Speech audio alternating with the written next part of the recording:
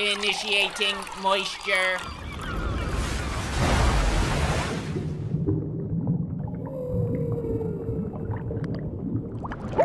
Welcome to the Moist Meter. Today we're taking a look at Nioh 2. This was my most anticipated game of 2020, and it fills me with immense joy and a fat chub in my pants to tell you that the game exceeded my expectations. The game expands upon everything that made the first one so great, and it keeps it still very familiar, so it's not a huge departure from the formula that was an absolute hit.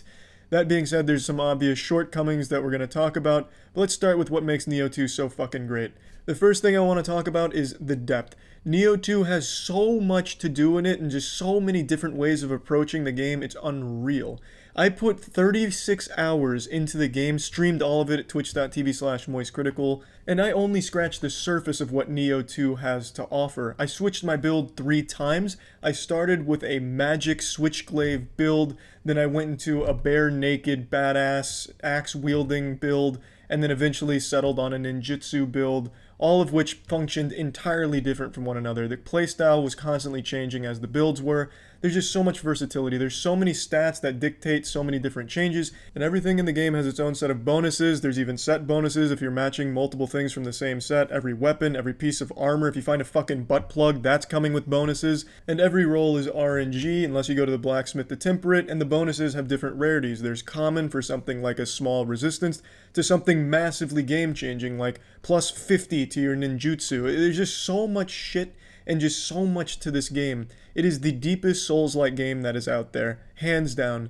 And there's different stances that dictate different playstyles that you can change on the fly during a combo, and you can just keep an enemy stunned. It's just beautiful. The combat, the gameplay, everything in this flows so incredibly well. It's just always fun to experiment with different skill combos or a different way of approaching an enemy. And every enemy in this game hits like a fucking truck. Even if you're wearing full tank armor, you can get one shot by a basic enemy. If you find a caterpillar crawling around to decide to attack it, that shit might just turn around and bite your dick off and just end you immediately. And I think that's great. Puts hair on the chest of anyone that picks up the controller to play the game. You accidentally swing at a rock, well, it turns out that rock was a wall and it one-shots you. Shit is crazy, you gotta stay on your toes at all times. It's a fucking joy. I absolutely love everything about Nioh from a gameplay perspective, and the depth of this game, I really can't stress enough, is incredible. So many different ways of playing it, and I love it. Now, I want to get into a couple of its shortcomings. I hate the mission system. I think Nioh's biggest shortcoming is this mission system, and it's exactly the same as in Nioh 1. There's no changes to it. Everything, including the interface, is identical, with almost no quality of life adjustments for menus or anything like that. The inventory is still a convoluted fucking mess to manage. I just don't like the interface and the mission system. Those are probably the two biggest complaints I have about the game, and they're not even like a huge deal. It's just really tedious, traversing the menu, getting where you want to get. But I think what makes me dislike the mission system so much isn't from a functionality standpoint, because it gets you where you need to go. But it just makes it a little underwhelming at how it keeps taking you out of the action. So you'll finish an incredible mission and then you just leave. And then you go to a different location that maybe isn't as cool.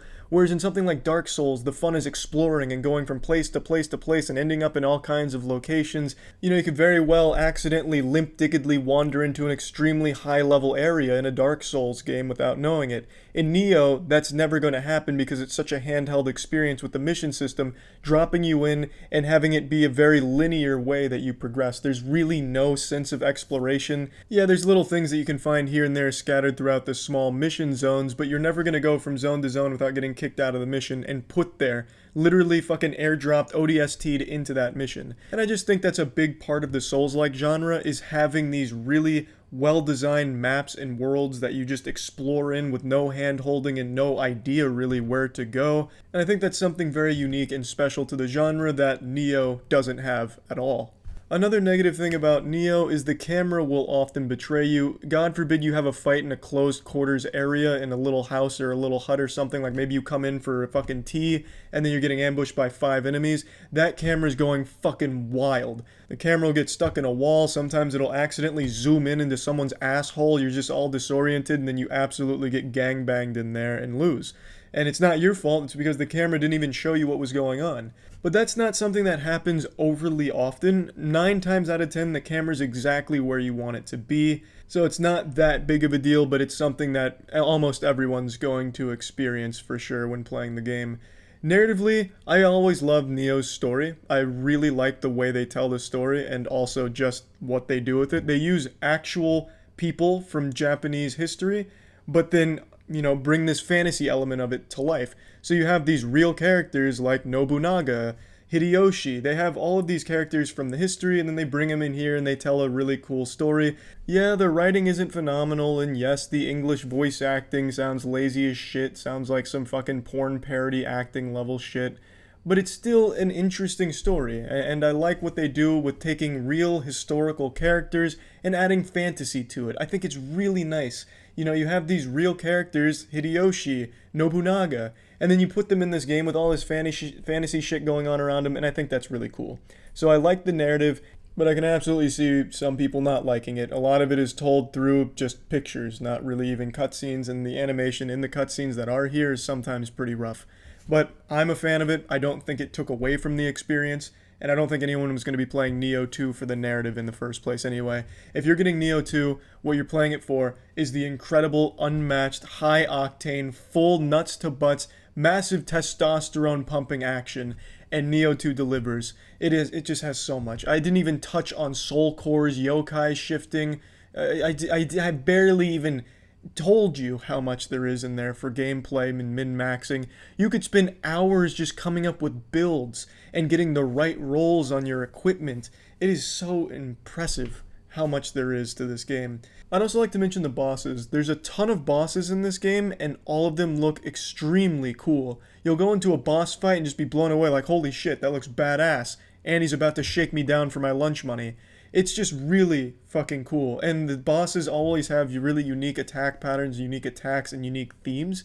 So I was really impressed because they really ramped it up from Nioh 1, where I thought the bosses were a little lackluster. They're much better in this game. However, I do have to say there's a few bosses in here that I think mechanically were designed shittily. There's a couple bosses in here where their idea for difficulty was just cranking up their health to an insane amount. For example, Shibata, that's like slapping a brick wall with a wet noodle. You will be chipping away at his health so slowly for so fucking long. It's just, I don't think that was a smart design choice to make it difficult, because all it did was artificially make the fight longer, not harder. It was just tedious and frustrating. And then there was the monster house. I'm blanking on its name, but it's just this fucking house that has tentacles coming out, full hentai style. You're fighting 4 tentacles at once, and then there's 2 other tentacles that'll come in and hit you with a one-shot laser beam that you only hear audio. You can't see it, it's not telegraphed, so you just have to be very closely paying attention to the audio, and I think that's a little unfair, especially during all the hectic chaos from 4 other tentacles firing ice balls, fireballs, and fat fucking balls everywhere. So I just feel like some of the bosses were designed poorly for the sake of making it difficult when it really wasn't difficult, just kind of unfair or tedious. But otherwise, I think Nioh 2 is an incredible fucking game that I can't recommend enough to anyone that likes Souls-like games, action games, or any games with a lot of min-maxing potential. There's so much to do in Nioh. So plugging this into the moist meter, I'm giving Nioh 2 a fat 90%. Super happy with how great the game is. Also, I'd like to apologize. I didn't stream the final boss kill because if you were tuning into the streams I was doing for Nioh 2, twitch.tv/moistcritical, my internet cut out when we were finishing the final boss, and it was 3 a.m., so I just went to bed and then I beat him the next morning. So just letting you all know now, that's what happened, and I'm sorry, it was fucking late and I didn't feel like restarting the stream and getting the computer all set up again. But anyway, Nioh 2, great game, highly recommend, good shit. See ya.